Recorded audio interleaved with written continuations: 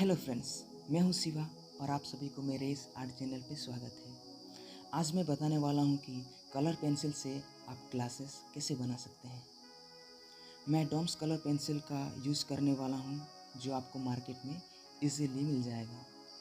और इसे बनाने के लिए मैं ये मटेरियल्स यूज़ करने वाला हूं। मैंने यहाँ पहले से ही आउटलाइन बना के रखा है, तो चलो शुरू करते हैं। बिना स्किप किए देखते रहिए ताकि आपको अच्छे से पता चल सके।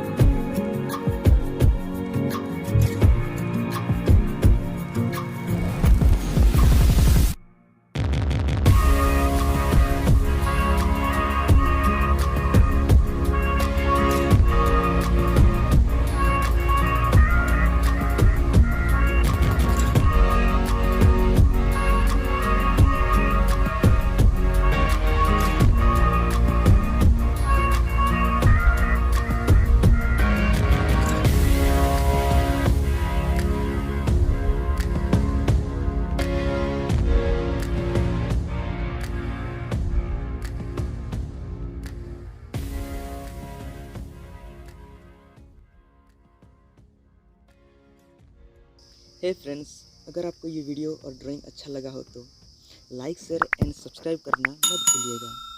अभी के लिए अलविदा, मिलते हैं नेक्स्ट वीडियो में। Thanks for watching.